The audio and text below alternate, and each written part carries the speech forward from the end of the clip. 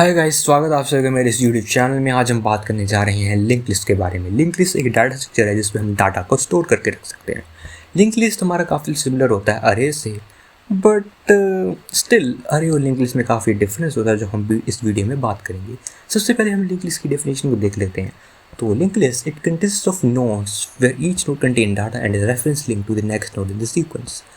तो link list में हमारे नोड्स होते हैं। नोड्स क्या होते हैं? नोड्स बेसिकली एक ब्लॉक होता है जिसमें दो चीज़ें स्टोर होती है। First of all value and then address of next node. Next node तक जाने का एड्रेस भी स्टोर रहता है। तो हम फर्स्ट नोड पे जाएंगे, अगर मैं फर्स्ट नोड दे दिया जाए तो हम लास्ट नोड पे पहुंच सकते हैं। कैसे पहुंच सकते हैं? अब हम लिंक्स को फॉलो करते करते। तो पहला नोड हमें मिलेगा, उसमें नेक्स्ट अगले नोड तक जाने का एड्रेस होगा। फिर हम दूसरे नोड पे पहुंच जाएंगे। दूसरे नोड पे हम देखेंगे अगले नोड का एड्रेस होगा। दूसरे हम उस तीसरे नोड पे चले जाएंगे। फिर तीसरे नोड पे हम देखेंगे उससे चौथे नोड पे जाने का एड्रेस होगा, तो हम उससे चौथे नोड पे चले जाएंगे। तो लास्ट हमारा जो नोड होता है उसका जो पॉइंटर वेरिएबल होता है, जो लिंक पॉइंटर होता है, वो नल होता है, क्योंकि उसके आगे कोई जाने का रास्ता नहीं, उसके आगे कोई नोड ही नहीं है जिस पे हम जाएंगे। तो ये इंडिकेट करता है एंड ऑफ लिंक लिस्ट। तो चलो सबसे पहले तो हम डिफरेंस को देख लेते हैं। लिंक लिस्ट और अरे में डिफरेंस क्या होता है? सबसे पहला डिफरेंस जो होता है लिंक लिस्ट और अरे में, वो होता है कि मेमोरी में एलिमेंट स्टोर कैसे करते हैं। अरे जो होता है हमारा, वो एलिमेंट्स को स्टोर करता है कंटिग्यूस मेमोरी लोकेशन पे। कंटिग्यूस मतलब एक के बाद एक, एक के बाद एक, एक के बाद एक लाइन में, एक सीरीज़ में। ऐसे नहीं हो सकता कि आप पहला एलिमेंट यहाँ पे स्टोर करो एंड दूसरा एलिमेंट एकदम मतलब एंड में कर दो एंड तीसरा यहाँ पे कर दो। ऐसा नहीं हो सकता।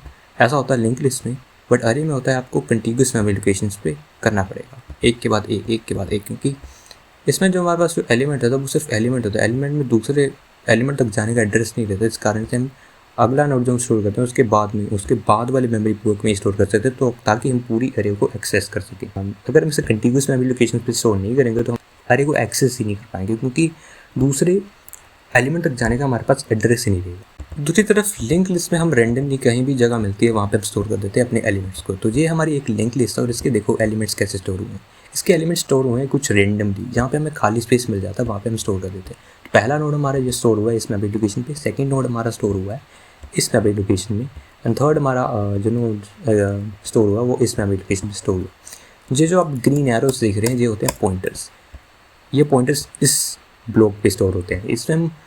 इससे हम अगले नोड तक जा सकते हैं। तो ये 21 देखेंगे, फिर उसके बाद एक लिंक पॉइंटर रहेगा जो हमें ले जाएगा इस अगले मेमोरी लोकेशन में, एंड इससे हम अगले मेमोरी लोकेशन पे चले जाएंगे। इस तरह से हम रैंडमली जो भी हमें मेमोरी में जगह मिलती है, जहाँ पे मेमोरी में ब्लॉक्स मिलते हैं, वहाँ पे हम एलिमेंट्स को स्टोर करते हैं रैंडमली। जो भी खाली स्पेस रहती है वहाँ पे हम एलिमेंट को स्टोर कर देते हैं। तो इसमें कुछ रैंडमली करते हैं, इसमें वो नहीं रहता कि हमें कंटिन्यूस मेमोरी लोकेशन पे स्टोर करना है, एक के बाद पे स्टोर नहीं करना, हम रैंडमली कहीं पे स्टोर कर देते हैं। तो अगला डिफरेंस जो रहता है अरे और लिंक लिस्ट में वो रहता है कि हम कितने एलिमेंट स्टोर कर सकते हैं। तो फर्स्ट ऑफ ऑल अरे में जो हम एलिमेंट स्टोर करते हैं वो काफ़ी पहले से डिफाइंड रहता है, पहले से इसकी कैपेसिटी डिफाइंड रहती है। जैसे जब भी हम एरे को डिक्लेयर करते हैं, जब भी हम एरे को डिफाइन करते हैं, उसका साइज हम साथ ही में डिफाइन कर देते हैं। जब उसका साइज हम साथ ही में डिफाइन कर सकते हैं तो उस साइज से ज़्यादा हम एलिमेंट्स उस अरे में स्टोर नहीं कर पाएंगे। जब हम अरे ऐसी स्टेटमेंट को एग्जीक्यूट कर देते हैं अपने कोड में, तो मेमोरी में से कुछ मेमोरी का ब्लॉक हम लोड कर देते हैं अरे को।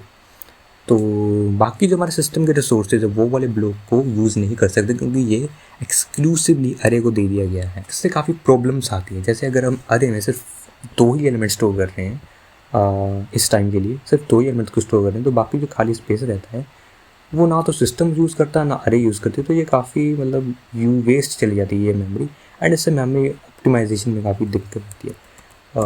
एंड एलिमेंट्स भी फिक्स्ड ही रहते हैं। हम 10 से ज़्यादा एलिमेंट्स को स्टोर नहीं कर सकते, तो ये काफ़ी डिसएडवांटेज रहती है अरे की।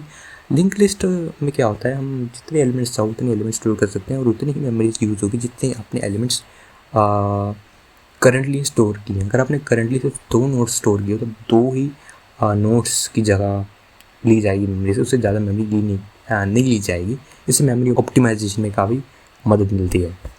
एंड हम लिंक लिस्ट में जितने चाहो उतने एलिमेंट्स स्टोर कर सकते हैं, क्योंकि इसका साइज़ पहले से डिफाइन नहीं रहता है। एंड लिंक लिस्ट में होता गया है, लिंक लिस्ट में ऐसा नहीं कि आप अनलिमिटेड एलिमेंट स्टोर कर सकते हैं। लिंक लिस्ट में आप उतने ही एलिमेंट स्टोर कर सकते हैं जितने आपकी मेमोरी कैपेबल है स्टोर करने की। तो ये आपका पूरा डिपेंडेंट होता है आपकी सिस्टम की स्टोरेज पे। लिंक लिस्ट के टाइप्स देख लेते हो। सबसे पहले लिंक लिस्ट का टाइप होता है वह सिंगली लिंक लिस्ट, मतलब सिंगल। या सिर्फ आगे जा सकते हैं, आप पीछे नहीं जा सकते। अगर आपको एक नोड दे दिया जाए तो आप लिस्ट में आगे जा सकते हैं, आप पीछे वाले नोड्स को एक्सेस नहीं कर सकते, क्योंकि सिंगली लिंक लिस्ट में जो हमारा नोड होता है वो उसमें दो चीज़ें होती है। एक तो हमारा एलिमेंट होता है और दूसरा होता है अगले एलिमेंट तक, अगले नोड तक जाने का एड्रेस। आप पीछे नहीं जा सकते, आगे जा सकते हैं। तो नोड में सिर्फ दो चीज़ें स्टोर होती हैं, एंड क्योंकि इसमें सिर्फ दो चीज़ें स्टोर होती हैं, सिस्टम आप लिस्ट में आगे जा सकते हैं, आप पीछे नहीं जा सकते। और जो हमारा जो लास्ट वाला नोड होता है उसका जो लिंक पॉइंटर होता है वो नल को पॉइंट करता है, क्योंकि इसके आगे कोई एलिमेंट नहीं है और एंड को इंडिकेट करता है। दूसरी हमारी जो लिंक लिस्ट होती है वो है doubly link list. Doubly link list में तीन चीज़ें स्टोर होती हैं। डब्ली लिंक लिस्ट में जो हमारा नोड होता है उसमें तीन चीज़ें स्टोर होती है। फर्स्ट ऑफ ऑल जो चीज़ होती है वो होती है आइटम। वो जो भी आइटम रहेगी हमारी 21 है, 34 जो भी नंबर है, कोई भी स्ट्रिंग है, अगली जो चीज़ स्टोर होगी वो होगी नेक्स्ट एलिमेंट तक, नेक्स्ट नोड तक जाने का एड्रेस। एक और चीज़ स्टोर होगी वो होगी प्रीवियस नोड तक जाने का एड्रेस। जैसे आप देख सकते हैं हमारे पास एक स्टार्ट पॉइंटर वेरिएबल है जो पॉइंट कर रहा है first node of this doubly link list, and फिर नेक्स्ट एलिमेंट नेक्स्ट नोड तक जाने का एड्रेस है। और जो हमारा नेक्स्ट नोड है उसमें प्रीवियस नोड तक जाने का एड्रेस भी है और आगे वाले नोड तक जाने का भी एड्रेस है। तो उसमें तीन चीज़ें स्टोर सकती हैं। तो तीन चीज़ें स्टोर होती हैं इस नोड में। इससे हम लिस्ट में आगे भी जा सकते हैं, हम लिस्ट में पीछे भी जा सकते हैं।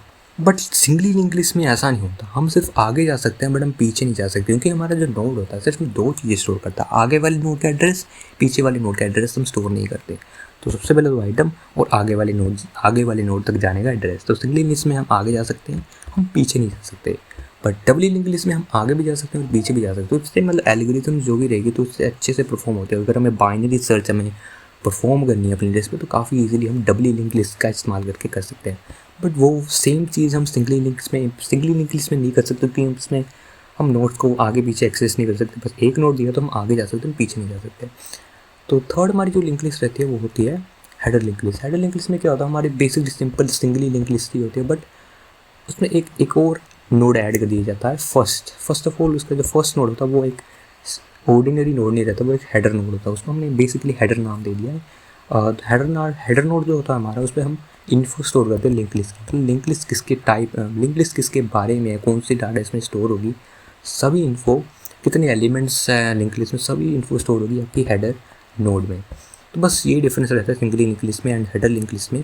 तो थर्ड हमारा होता है वो है सर्कुलर लिंक लिस्ट। सबसे पहले हम सर्कुलर की बात कर लेते हैं। सर्कुलर लिंक लिस्ट में क्या होता है, सिंगली लिंक लिस्ट में और सर्कुलर लिंक लिस्ट में बस एक ही डिफरेंस होता है, जो हमारा लास्ट वाला नोड होता है, एंडिंग नोड होता है, उसका जो नेक्स्ट पॉइंटर, उसका जो लिंक पॉइंटर है वो नल नहीं होता। मतलब वो किसी को स्टिल पॉइंट करता है, वो पॉइंट करता है फर्स्ट वाले नोड को। तो ये एक सर्कल्स में से चलती है। जो उसका लास्ट वाला नोड है वो नल को पॉइंट नहीं करता, वो पॉइंट करता फर्स्ट वाले नोड को।